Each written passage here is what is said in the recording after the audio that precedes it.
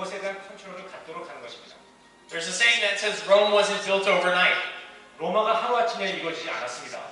Small steps, incremental goals are the most important thing you can take for activism. 미미한 실행일지라도 그것을 계속해서 발전시켜 나간다면 큰 일을 이룰 수 있습니다. One of the things that's happened in recent years that the Pew Foundation saw was there was increasing skepticism with social media. 그 퓨 파운데이션 찾아낸 것은 사람들이 많은 의구심이 있다는 것입니다.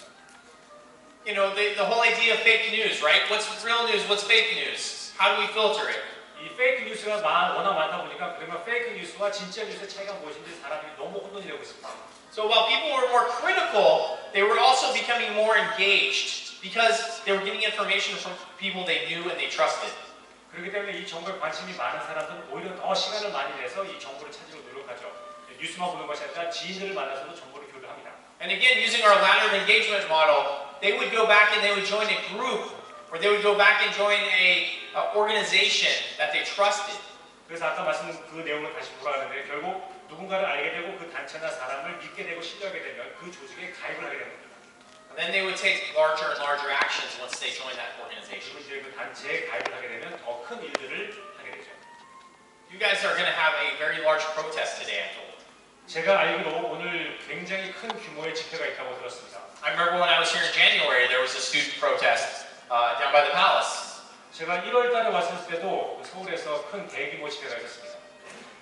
And as many people as come to these protests, the idea is you need sustained action, right? Not just showing up for one day, but staying in the fight. 그래서 이런 집회에 가게 되면 여러분들이 해야 될 것은 단지 한 번 살짝 원타임으로 가는 것이 아니라 내가 여기에 직접 참여하고 여기에 다짐을 하고 헌신하고 있다는 것을 보여줘야만 하는 것입니다.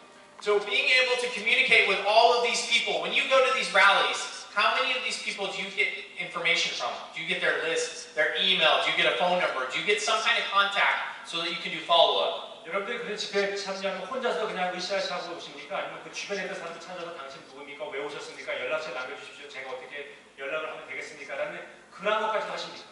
This is another area that is challenging for some organizations. They don't capture data to communicate at a later time. 많은 단체들이 간과하고 있는 행동 중 하나가 바로 이것입니다. 그때 그 장소에 가서 엄청난 많은 수의 데이터를 수집할 수 있는 기회가 있음에도 불구하고 그것을 안 하고 그냥 돌아온다는 거죠.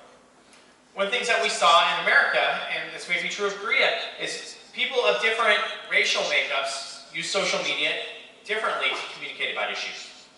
미국은 더욱 한국보다 심하지만 인종에 따라서 자신이 갖고 있는 이슈가 약간씩 다를 수 있기 때문에 같은 내용을 가지고도 그 다양한 인종들이 다른 견해를 갖는 경우가 있습니다. So social media is not consistent across demographics, whether it be age or race. 따라서 같은 이슈를 가지고도 인종이나 나이나 성별에 따라서 보는 시각이 바뀔 수가 있다는 것이죠.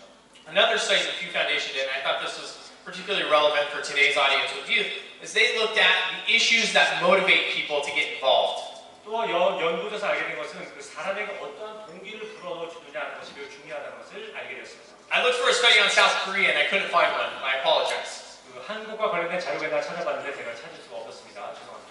But I did find this interesting. They looked at 13 different countries, and the biggest thing that they saw that motivated people was freedom of speech. 이 13개 나라가 나와 있는데 여기서 사람들을 가장 동기부여, 움직이게 만든 것이 무엇인가 했더니 이 표현의 자유였습니다. My limited understanding of Korea, freedom of speech is pretty important here, right? 제가 한국에 대해서 많은 것은 모르지만 여기서도 표현의 자유가 매우 심각하게 지금 여겨지고 있다는 것을 알게 되었습니다. The ability to express one's viewpoints openly and honestly, without censorship. 내가 느낀 견해를 솔직하고 허심탄회하게 이야기할 수 있는 그러한 자유가 많이 제약되고 있다는 것을 알게 되었습니다. And part of that free speech translated over to how they communicated online and through social media. 제 이러한 그 환경은 소셜 미디어에서도 당연히 영향을 미칠 수밖에 없습니다. Certainly, I think this next slide is true too. They found the more educated they are, the more likely they're to participate in protests. 그리고 연구 조사를 보면 교육을 많이 받으면 많이 받을수록 이러한 시위나 집회에 많이 참석한다는 것이 나왔습니다. Let's do our own little poll in the room. 자, 우리도 요 방에서 한번 설문 조사를 해보겠습니다. Show of hands, how many of you participated in a protest before? 나 시위 한번 해봤다. 손 들어보십시오. Get them up there high. You can't be shy. 부끄러워하지 마시고 솔직하게. Yeah, right? 네, 내리시고요. But you're not normal. We're not normal. 근데 여러분도 사실 정상이 아니고 우리도 정상은 아닙니다.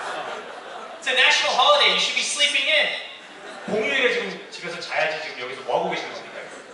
Maybe having a little soju later. I don't know. 오늘 저녁에 소주 한잔 괜찮습니다. Right? But you're here to learn about how to be more effective in politics. 그러나 오늘 이 자리에 정치적으로 내가 어떻게 더 효과적인 사람이 될 수 있는가 때문에 지금 공휴일에 이 자리에 참석하셨습니다, 여러분들은. Normal people don't do that. 일반적이죠. 정상적이라지 않고 일반적으로 하겠습니다. 일반적인 사람들은 그렇게 하지 않죠. Right? But we care. 우리는 관심이 있기 때문에 이 자리에 모인 것입니다. And whether it's making a difference in Korea or making a difference in America, we want to see conservatism and conservative ideas prevail. 변화를 추구하는 사람들이고 보수주의가 수호되어야 된다고 생각하기 때문에 이 자리에 온 것입니다. So let's talk a little bit for just a minute about social media, specifically Twitter, and how people use Twitter. 네, 트위터에 대해서만 좀 구체적으로 살펴보겠습니다. We have a president who I would argue maybe uses Twitter a little too much. 제가 굳이 변명 아닌 변명, 우리 현재 대통령님은 트위터를 조금 과하게 쓰시는 것 같습니다. If I was advising him, I'd say maybe you get like 20 tweets a week. I'd ration it. 제가 보좌관이라서는 대통령님 한 일주일에 20번만 하시면 얼마나 좋을까라고 제가 제안을 드릴 정도인데요. But I'm not in charge. 근데 제가 불행히도 보좌관은 아닙니다.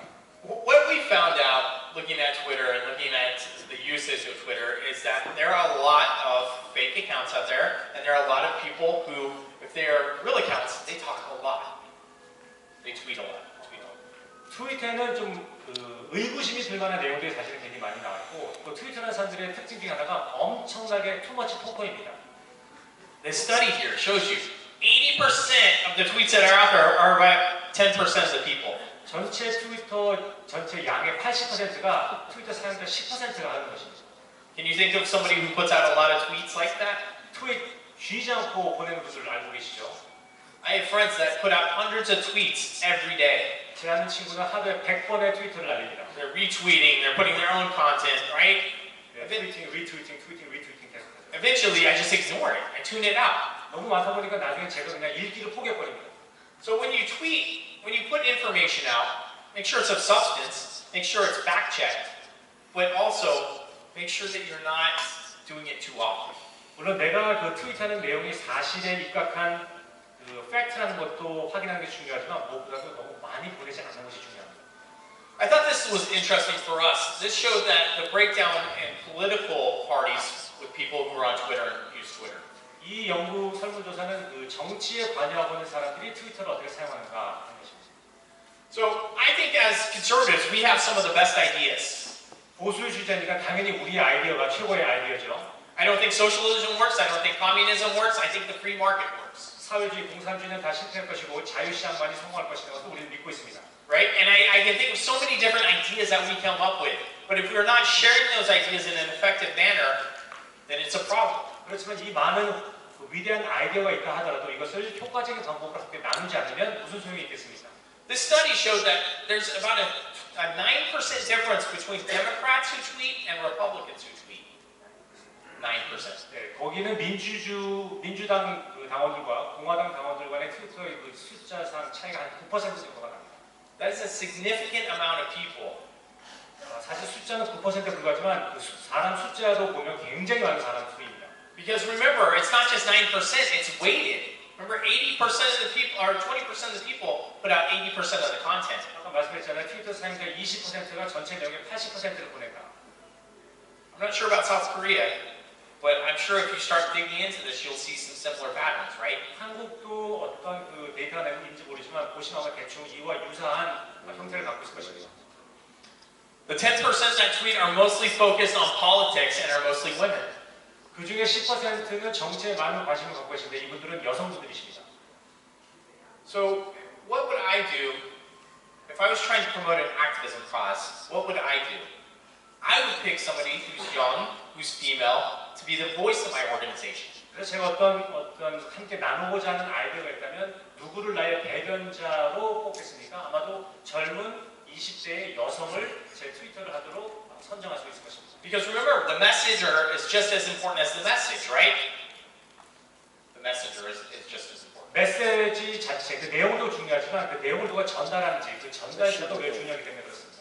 So when you're creating the face of an organization, when you're creating branding for that organization involving activism, it's extremely important to think about who's putting the content out. 이 행동주의 브랜드를 만들 때는 이것을 누가 나를 대변해서 나를 대신해서 사람들에게 알릴 것인지를 그 사람들을 선정하는 것이 매우 중요합니다. Does this make sense? 무슨 말씀인지 아시겠습니까? Okay. Let's talk about Facebook really quick. 자, 페이스북은 간단하게 한번 알아보겠습니다. So this is two examples that we have in the United States. This is Joe Biden and President Trump. 네, 조 바이든과 트럼프 대통령입니다. And these are their campaign Facebook sites. 지금 둘 다 선거운동 페이스북입니다.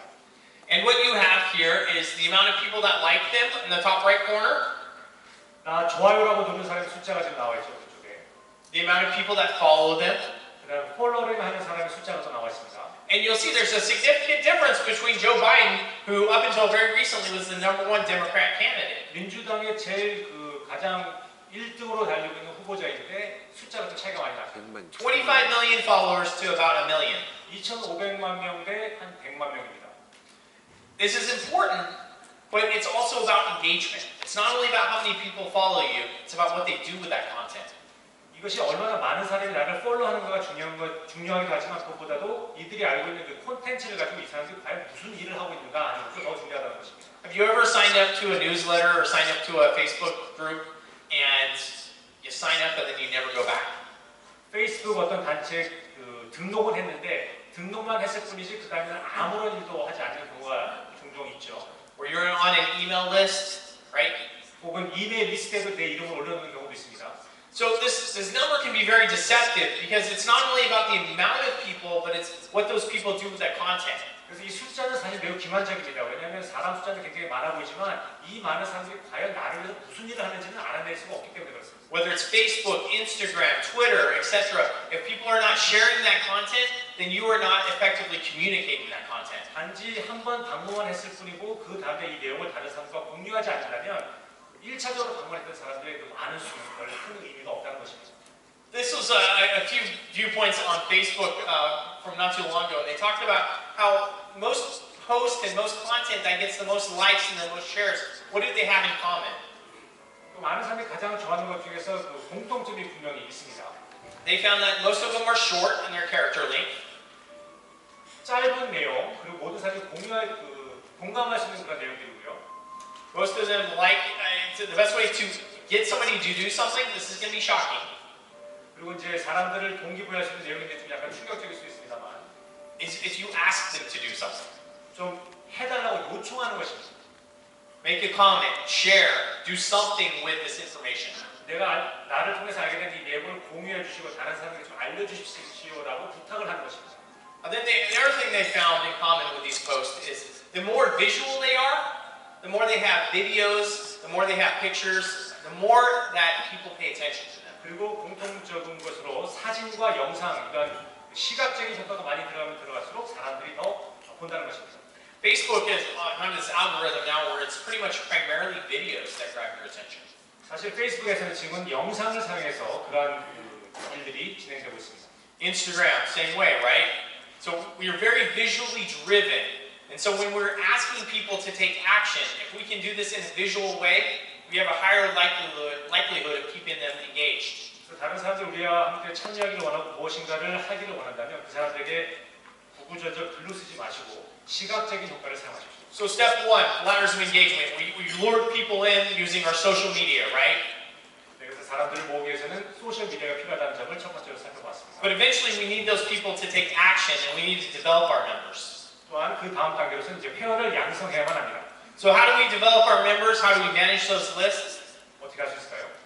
So certainly we have social media, that's an easy start, but then we have offline components. 네, 쉽게 사용할 수 있는 소셜 미디어가 있지만 이제는 오프라인에서 저희가 무엇인가를 해야 합니다. We have about 240 people in the room right now. 지금 이 방에 한 240명 정도가 모였는데요.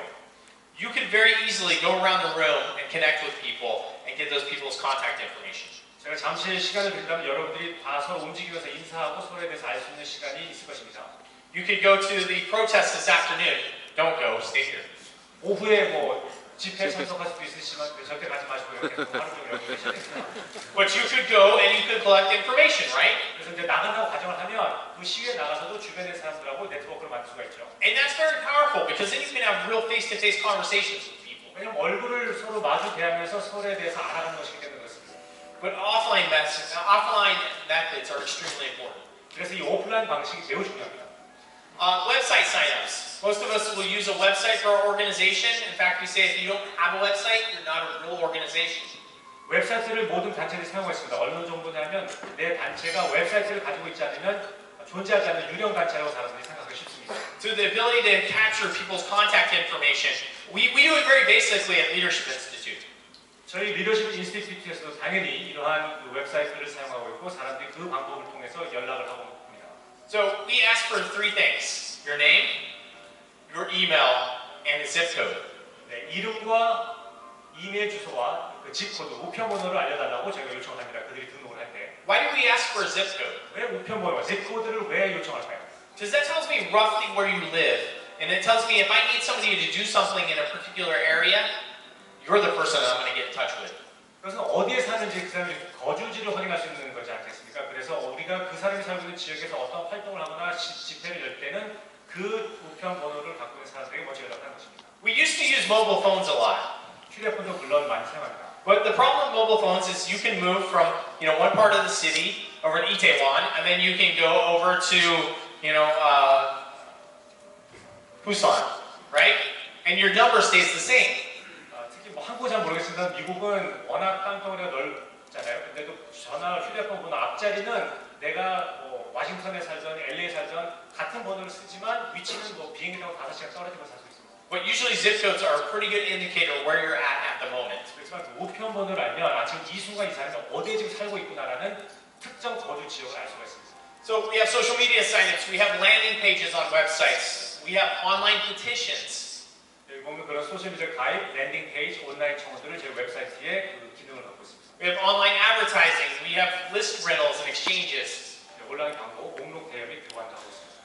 And this is just an example of different ways where you can capture people's information, you can capture their signatures. 네, 그 사람들의 정보와 그 사람들의 그 사인, 그 서명까지도 저희가 보관을 할 수가 있습니다. And these are different examples based on issues that people were concerned with.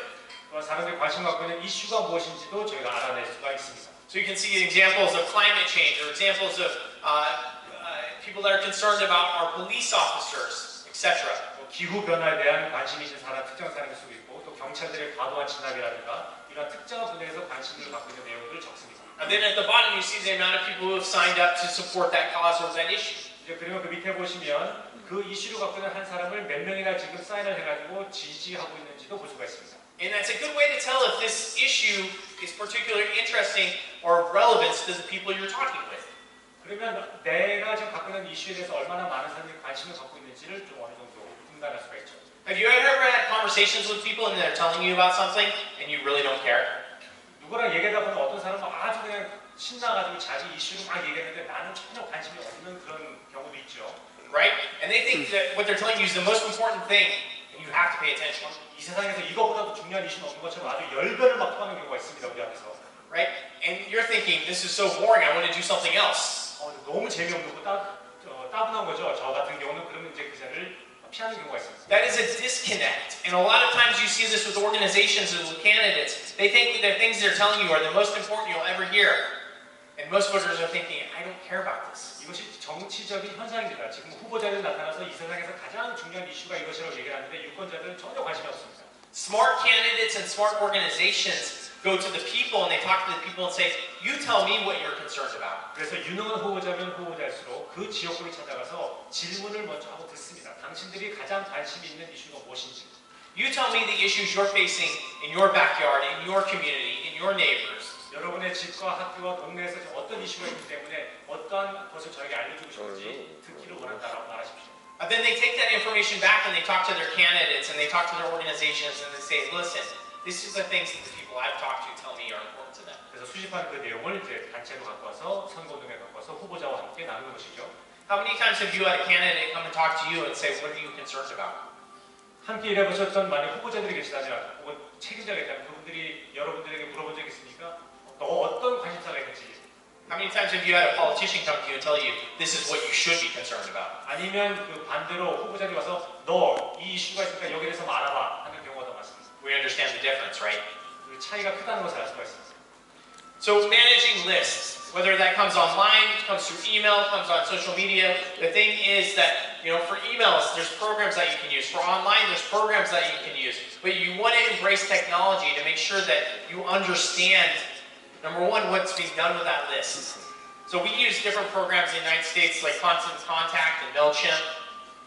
그래서 미국에서는 이제 이러한 종류의 그 이메일 마케팅 플랫폼을 사용하고 있는데 아마 한국에서는 한국 고유의 잘 사용하고 있는 특별한 것들이 있을 것입니다. And I'm sure there's some in Korea that you can use. The bottom line is you want to use metrics to be able to gauge if it's effective and people pay attention. 가장 효과적이고 사람들이 관심을 가질 수 있는 그런 매트릭스를 찾으셔서 그것을 사용하시기 바라겠습니다. Email still does get people's attention, but more and more we're going to things like peer-to-peer texting. 네, 이메일이 아직도 효과적이라는 것이 그 증명이 되긴 하지만 이 문자를 보내는 것이 매우 효과적입니다. The majority of texts are answered within the first 10 seconds. 보통 일반적으로 문자를 보내면 관심 있다 손 치면 10초 안에 응답이 옵니다. Emails can sit in your inbox or they can go to spam and you may never ever see them. 근데 이메일로 올 때는 그것이 인박스로 올 때도 있지만 스팸으로 갈 경우가 있기 때문에 거기에 대한 응답을 그렇게 바로바로 올 것이라고 기대하기는 어렵습니다. In the United States, one of the things that we just recently used with our organization was a company called RumbleUp. 럼블업이라는 어떤 그 회사를 저희가 고용을 해서 그 사람들의 기술을 저희가 그 리더십 인스티튜트에서 사용하고 있습니다. And I could develop conversations using RumbleUp, and all I have to do is push a button, and it will send you a text message. 그것은 이제 버튼을 누르고 내가 말을 하면은 그것이 바로 문자화돼가지고 가는 것입니다. And it'll send it to Patrick and Saul, and it'll send it out to everyone in the room, like it's an individual conversation from you to me. 그러니까 실제 우리가 한 사람과 대화를 하는 것처럼 음성으로 되어 있는 그 메시지가 바로바로 전달이 되는 거죠. And then you can respond back to me, and I can have another series of automated messages based on what you sent me. 그리고 그 100여 명 중에서 한두 명이 응답을 했다면 그 한두 분들에게는 따로 제가 구체적인 대답을 또 해줄 수 있는 것입니다. And it can be very simple, like, hey, we're organizing a rally to meet at this time on this date here. 예를 들면 몇 월 며칠 몇 시에 우리가 집회를 가질 텐데 여기서 우리 모입시다라고 제가 그 음성 메시지를 보냅니다. Or the legislature is going to go vote on this issue. 그리고 몇 월 며칠 이 이슈에 대해서 지금 선거가 있을 것입니다라고 공지를 합니다. And we need you to show up and protest it. 아니면 어떤 장소에 모여서 우리 같이 시위를 합시다라고 알리죠. This is what happened here. This was in the state of Wisconsin. 이것은 위스콘신주에서 있었던 그 실제 현상을 찍어놓은 것이죠. And these were a bunch of teachers that showed up to protest what the legislature was doing. 네, 교사분들이 함께 모여서 입법부에서 시위를 하는 장면이었는데요. And this image went worldwide. It was a